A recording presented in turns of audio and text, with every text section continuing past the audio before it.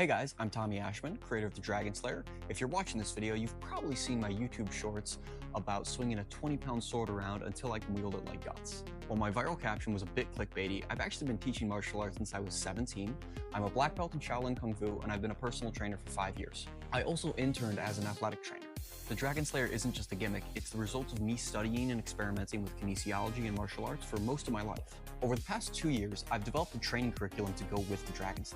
The Dragonslayer is unique from other forms of strength training because rather than focusing on the linear movements of weightlifting, the vertical rotations of club and mace swinging, or the free-flowing nature of rope flow, the Dragonslayer is swung outwards and requires violent acceleration to start swings and bracing tension to stop them, most comparable to Japanese Suburito training, but with the weight taken to extremes. The goal is to build power, specifically torque, and high levels of Dragonslayer movement require you to flow with strength. I believe torque is the most athletic form of power because it requires movement in multiple planes of motion at the same time. From throwing a baseball, sprinting to kick a soccer ball, a boxer's right cross, or a hockey slap shot, torque is needed for everything. Thus, Dragonslayer training benefits every other type of movement our bodies can do. Even the linear motions of weightlifting are improved because of the added stability in the surrounding muscles and the improved mind-muscle connection from coordinated movement. While the Dragonslayer is absolutely not for fighting, as it is too slow to be effective, and because I am not taking liability if you hit someone with one. Use your words, be an adult. The style of movements in the Dragonslayer is more comparable to martial arts than anything else. By that I mean when you break down a diagram of a martial arts form, it's just a bunch of different poses and transitions between them, a strictness for how smooth and perfect the form should look, and a time limit with a steady cadence to the form. Dragonslayer forms are the same way. These forms are designed to focus on skills and muscles that are relevant to other martial arts and general athleticism. The structure of Dragonslayer training is broken down into basic movements, combos, free flows, and supplementary exercises. Every Dragonslayer move should fit together like Legos, but to have strong connections, you have to have strong pieces. So the initial stage of Dragonslayer training is lots of repetitions of the basics, to make sure you have a solid foundation and every move looks good before you put them together. So if Dragonslayer training was a martial art, these next exercises are what would earn you your yellow belt. Basic movements can be broken down into two places: guards, which are the rest point between swings, and swings, which transition you from one guard to another. You can combine more than one swing between guards and just switch from one guard to another. Front guard is holding the sword parallel to the ground with your hands at hip level.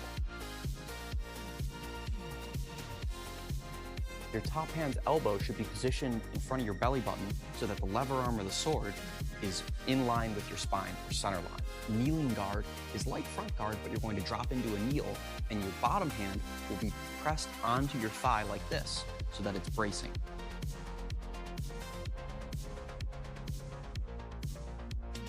Overhead guard is holding the sword straight up over your head with your arms straight and the sword pointing straight back. You'll also have a big twist in your spine that winds you up to swing the sword back down. Mid guard is holding the sword vertically with your top hand and front foot being on opposite sides.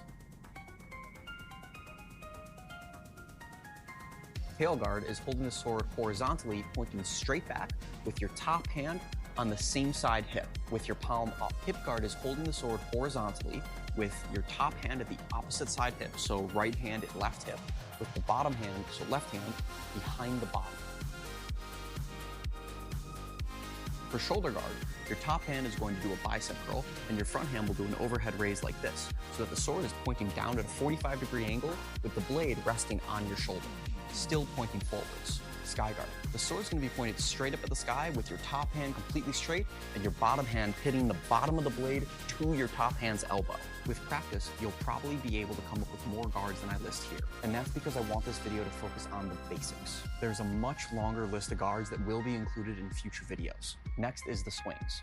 Snatch swing. Named after the kettlebell or barbell snatch, it's a basic overhead swing, moving the sword from front guard to overhead guard, keeping the arms relatively straight throughout the whole motion. There is a big rotation in the body as well, as you go from completely bladed in front guard to really twisted with your shoulders squared off in overhead guard.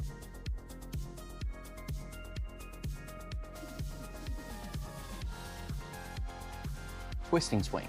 Start in mid guard, drop your front hand back down to tail guard, and twist the sword across till you get to hip guard. You could either twist back and forth for repetitions, or at the end of the swing, push your backhand down and bring the sword back to mid-guard in between each rep. I recommend training both. Thrust. From front guard, pop the sword out straight out in front of you. Try to align the handle with your top hand's forearm and hold it as long as you can. Then bring it back to front guard. Upspin. From mid guard, bring your bottom hand over your head, tipping the sword back over your top hand's shoulder. Then twist your body all the way towards your bottom hand side before bringing it down to swing the sword up at a 45-degree angle across your body. And then bring it back to mid guard at the top of the swing, down spin. From shoulder guard, roll the sword over your shoulder and slash down, catching the sword in front guard.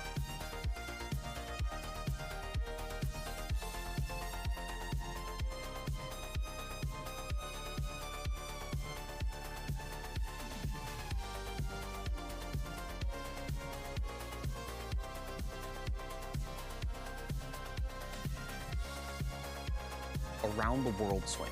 Starting from mid-guard, tip the top of the sword over your bottom hand side shoulder, using gravity to swing the sword like a pendulum around your back. Then pull it over the top hand side shoulder and slash down at a 45-degree angle, ending in hip guard. You can also end in front guard depending on your foot position.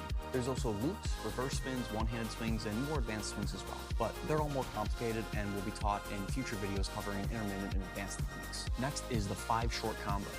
Before we get to combos, a word from our sponsor, the Hip Helper. The Hip Helper is an acupressure massage tool for psoas release that I co-created with my friend Elliot. Hi, I'm Elliot.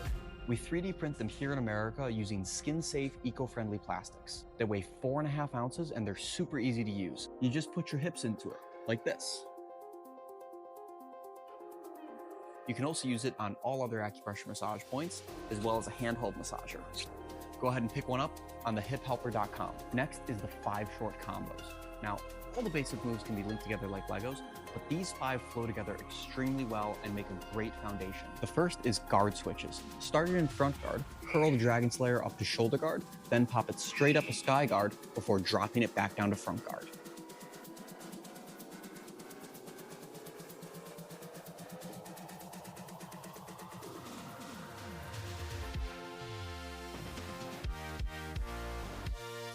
Next is the Spartan swing. You're going to start in mid guard, drop the sword back to tail guard, and do a twisting swing around to hip guard. Then bring the sword straight up to overhead guard. Your back leg is going to do a front kick, and from that kick, you're going to lunge forward and do an overhead swing into kneeling guard.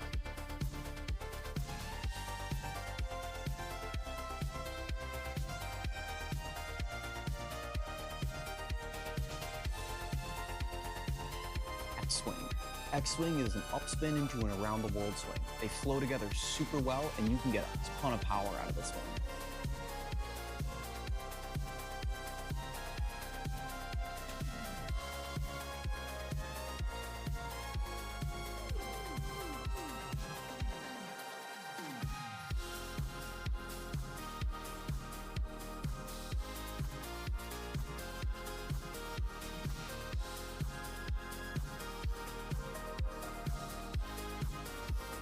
The fourth one is thrust downspin. It's exactly what it sounds like. You pop the sword out into a thrust, and instead of bringing it back to front guard, you pop your bottom hand up and do a quick downspin into front guard.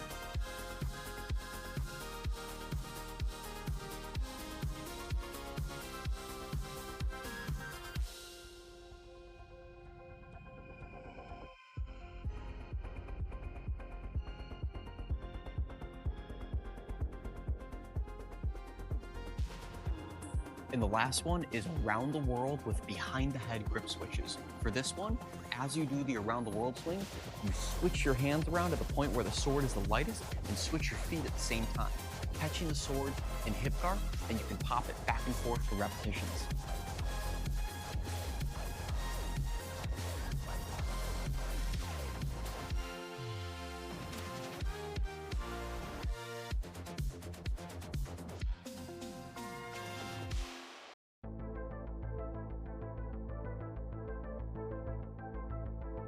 Free flows. The next step after putting the basics into combos is putting it all together into free flows. Now's the time to build both strength and creativity in how you move.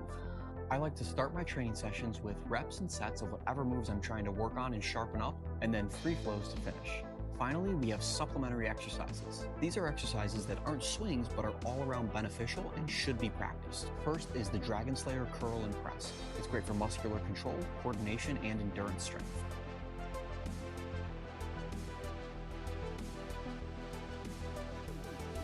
Next is Dragonslayer halos. Really similar to a mace swing or a shield cast. These are great for shoulder mobility and a really important building block for around the world swings.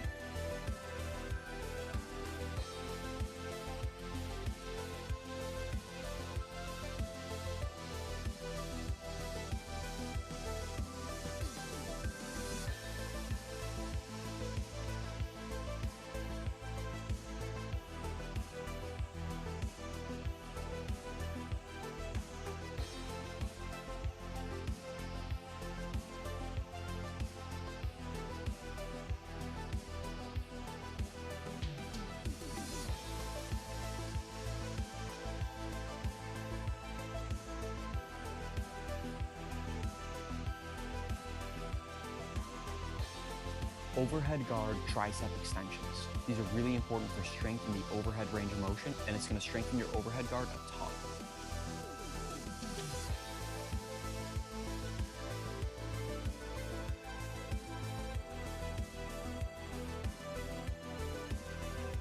One-arm tricep extensions. They're a classic way to build tricep and shoulder strength, and they're also a great stretch.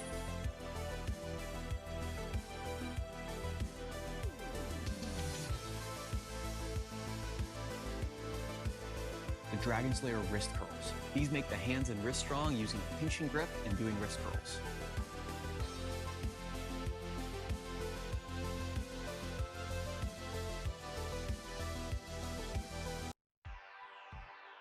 Olympic Dragonslayer squats for high repetitions. These are important for hip, back, and shoulder mobility. Sets of 30+ reps are ideal for building muscular endurance.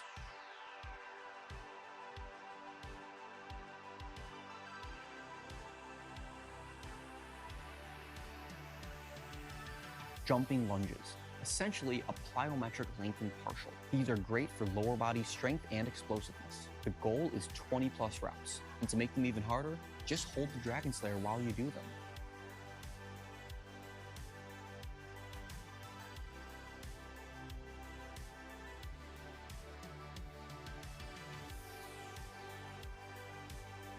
And last but not least, we have the Dragonslayer shin. Holding the Dragonslayer in front guard or overhead guard. You're going to alternate shrugging your shoulders. This is less about strength and more about improving your mind-muscle connection to your shoulder blades and learning the basics of scapular articulation. All of these exercises will help with your Dragonslayer training and also your general athleticism. If you enjoyed this video, I would really appreciate it if you like, comment, and subscribe. It does help the channel and allow me to make more videos for all of you. If you'd like to get your own Dragonslayer, you can get one on ashmanathletics.com. And for more in-depth training, you can join my school community, Dragon Bodied, where I teach full courses on Dragonslayers, martial arts, calisthenics, and more. See you in the next video.